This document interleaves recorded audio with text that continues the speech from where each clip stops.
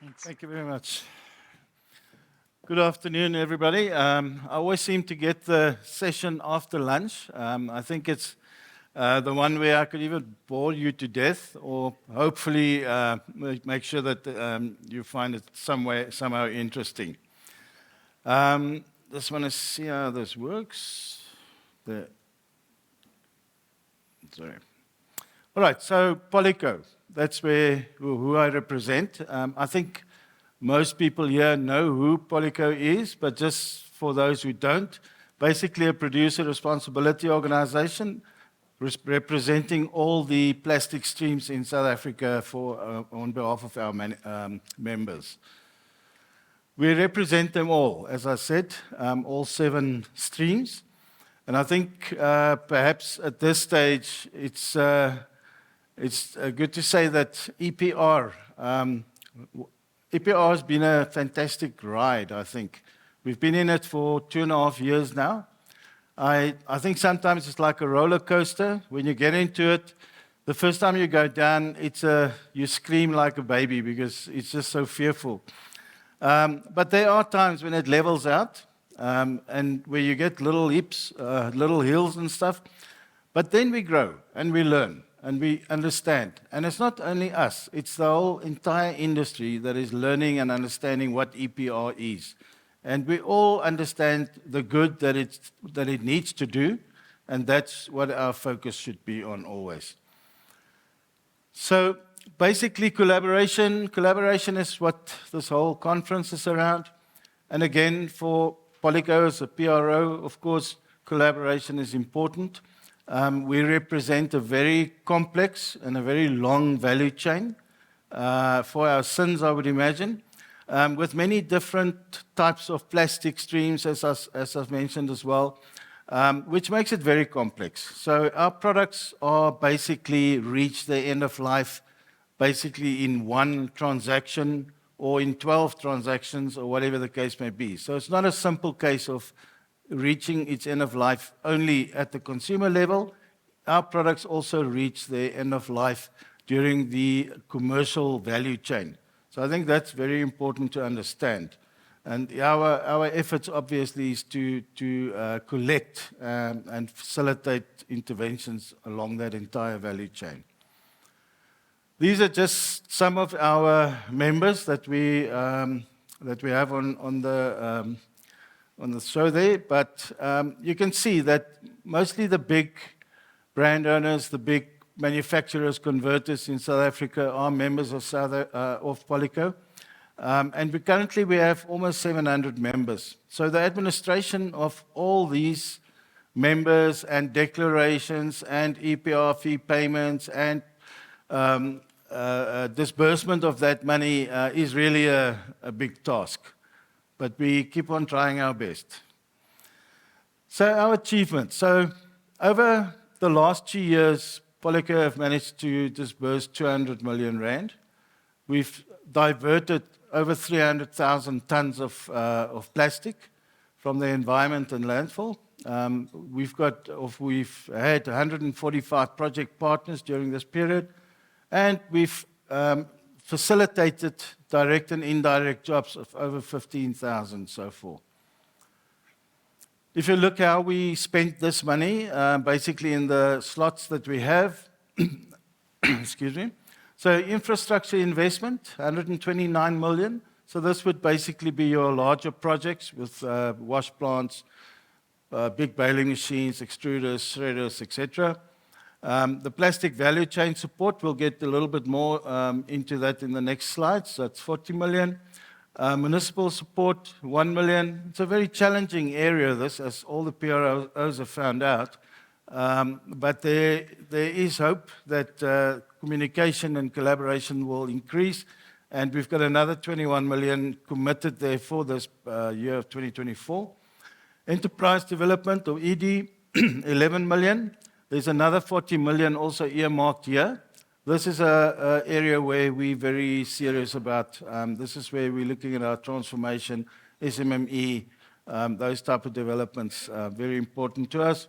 Education and awareness, we all said it today, if we don't know what to do, then we won't be able to do it. So education and awareness is very important, and we'll touch on that in a next slide as well.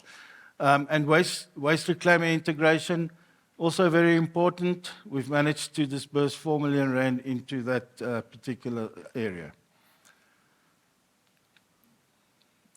So if we look at infrastructure investment, so basically Polyco's got what we call packet ching. So the ching is the money ring of ching, which I think we all like, the ching side of it.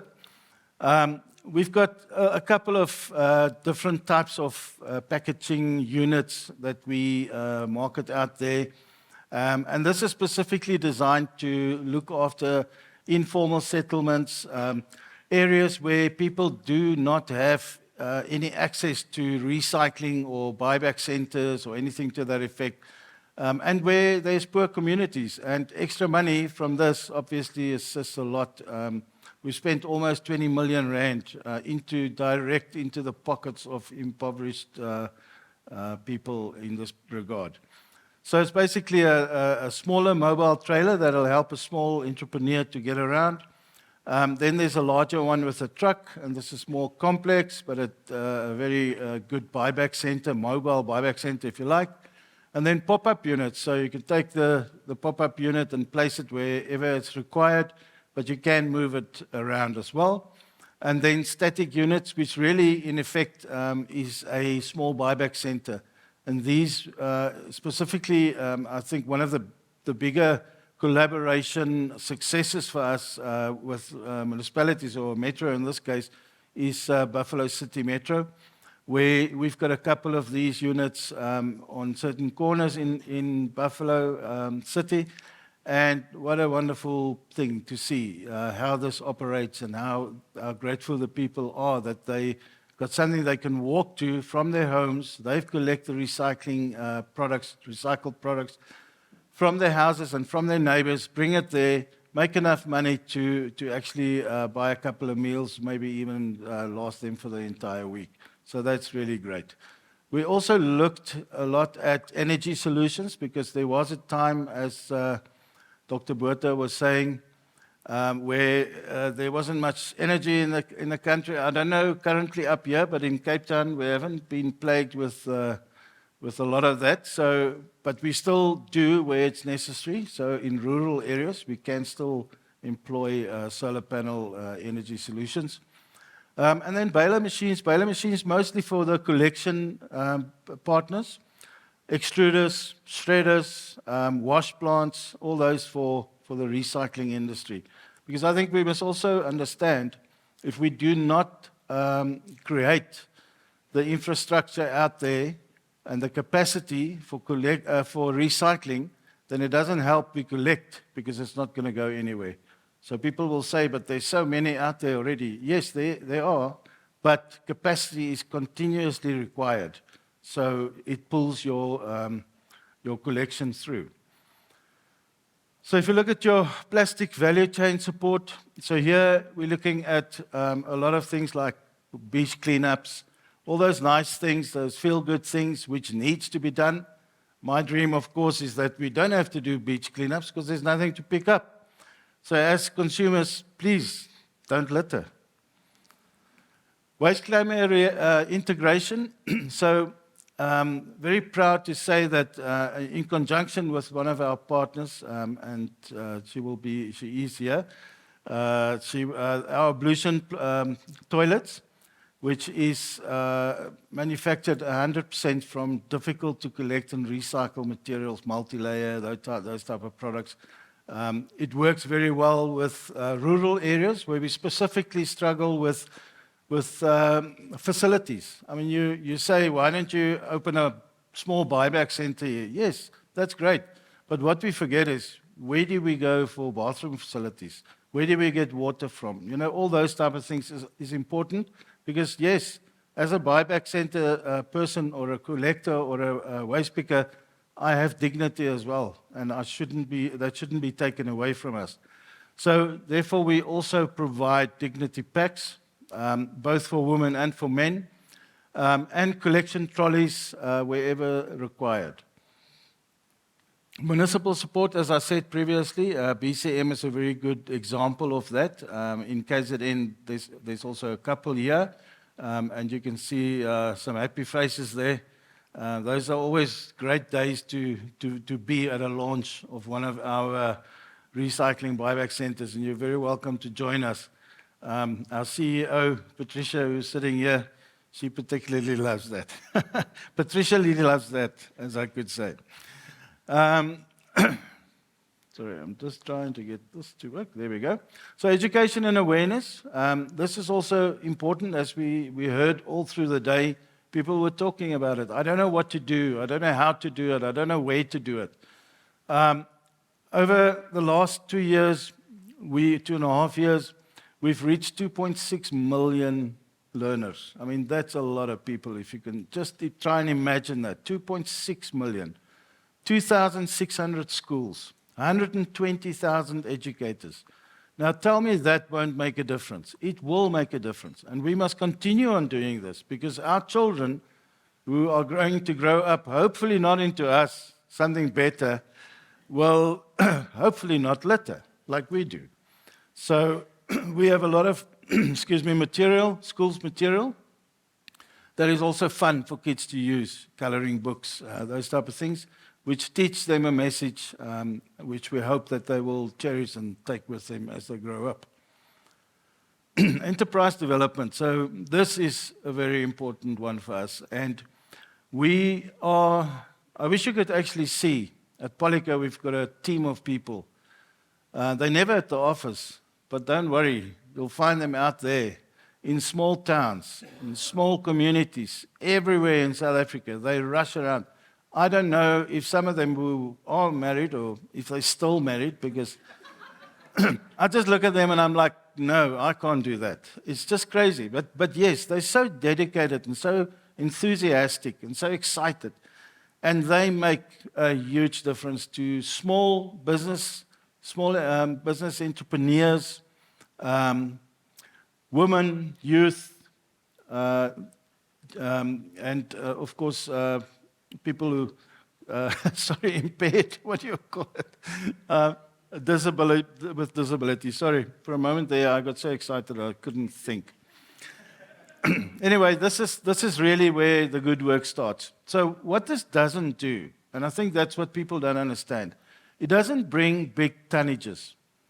You're looking at small businesses, but the tonnages that they take out is out of the environment. There's a job created or a couple of jobs created.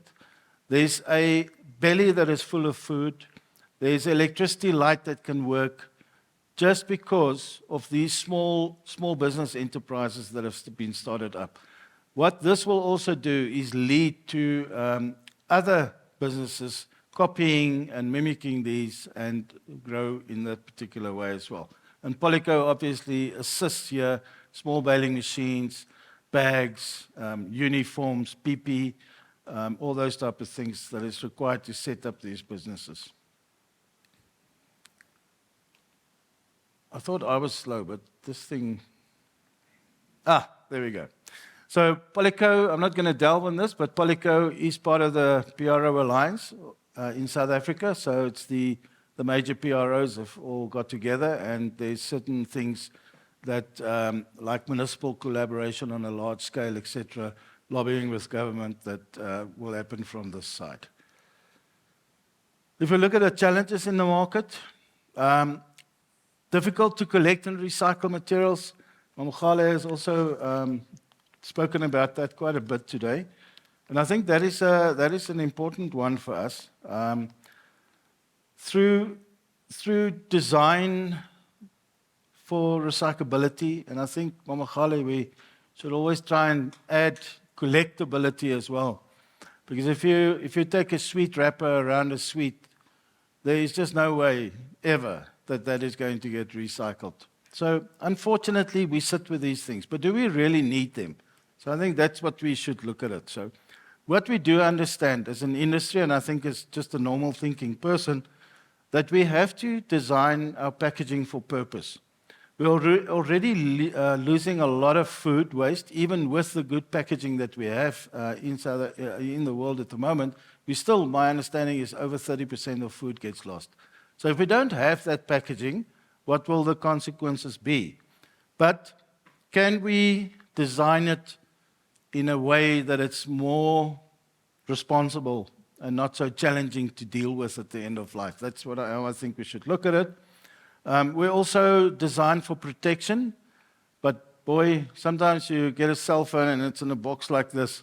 Okay, so you can say that's over-packaged, yes, but do you really need to have that? The problem that I think we have is that it's also a marketing opportunity. And therefore, marketers of products would consider that their canvas for sales or selling. What one must find is that better way of doing it in a more environmentally friendly and sustainable way, which it can be quite challenging, I'm sure. As the discussion has also been today, eco-modulated fees, EPR fees, I certainly think that's a very good idea. If you do produce a product that isn't going to get recycled or collected easily or at all, then there should be some punitive action there. So unfortunately, that's just the fact, because your product is going to end up in the environment. So how do we get that out of the environment? There's going to be a cost. Costs of EPR fees at the moment wasn't really measured at an eco-modulated manner or formula, and therefore they're unrealistic in many cases. So I know that Polyco has a couple of streams. Some of the streams are covered because they've been historically very good collected and recycled materials, but some of them are really difficult and very challenging to collect and recycle, mainly because of the amount of money that's collected. Because remember, money for EPR fees is ring-fenced. So if you belong to a LD flexible category, that's where your money will be used. So the guy who's paying for polystyrene doesn't want his money to be used for your stream. So there's a lot of work to be done there still. But I think we need to look at it and have what I call optimistic collaboration. There's no need to be negative. We've just started. We've learned so much, and I think government will admit that maybe they also didn't really understand how the value chains in packaging works. Every day we learn something about this industry. Everybody that sits here is an expert in their fields. But if you look at it from a whole EPR perspective, then there's a lot of expert fields that needs to understand each other and get together. And that's where that collaboration for me is important. We need to sit and chat, and we need to talk over a cup of coffee and understand and remain optimistic rather than pessimistic about the challenges that there are. We need to understand our challenges, because if we don't know our challenges, we can't measure what's happening, and we can't think and find proper solutions and interventions going forward. Number of PROs always intrigues me. I think there's 30 or so registered. I probably just know about it. I only met, I think, 7 of them. I don't know if the others are really in existence, what the case is, but I see the numbers out there sometimes. And I think, we need to look at that separation at source situation, which has also been mentioned quite a bit today. Because our problem is, if we can't find the product easily, it becomes really difficult to get it to a recycler. We also need to identify it, by the way. Products look the same, so that is also a very key thing. Free riders. You won't believe it, but yes, I'm sure you will. There are still free riders out there. The time has come, guys, where you have to make a decision. Are you going to face punitive action from government, or, you cannot put your head in the sand like an ostrich, although sometimes I wish I could. And then global treaties. Yeah, I think that was also mentioned quite a bit today. Sometimes it can be concerning for for me, who isn't in those discussions or anything, so I don't know too much about it, so maybe I shouldn't say anything. But it doesn't seem from standing outside that everybody sort of understands the challenges that certain parties have. And again, back to what I said earlier on, let's know what the challenges are in each category or each area, because if we do, then we can it'll be simpler to look for a solution that suits us all. First of all, we must minimize the plastic pollution. That's one thing is not debatable. And yeah, so plastic is a good product. I think we have to face it. I mean, your blood, if you're in a hospital, your blood comes in a PVC pouch. If you didn't have that, you might not make it through your operation. So there's uses for plastic that we can't deny. It's how do we manage it, and what do we do with it responsibly? It's all really up to us. But let's collaborate in the sense that let's talk to each other and find those solutions, and then actually actively go and do something about it. I'm not going to delve into this too much. I see my time is sort of running out. But just again, enterprise development, and there's the persons with disabilities, which I couldn't pronounce. But yeah, good work that we're doing there. Future plans for us. Yeah, we need to build our collection network. As I said earlier on, we need to build capacity on the recycling side, but we also need to keep on building on our collection network. It's a tandem thing. Our packaging situation is awareness increasing project. It's a collection project in small areas, small communities, and it does a lot for people's income, for people who may never have had any income at all. Yeah, maybe EPR regulations. I suppose we all worry a little bit about what about post-26. We're hoping that EPR will continue, because what we're doing now needs to be continued, and we're constantly building future interventions for EPR, and it would be a real pity if post-26 nobody carries on with it. There's a lot of time and money and effort going into finding solutions, specifically for very difficult situations.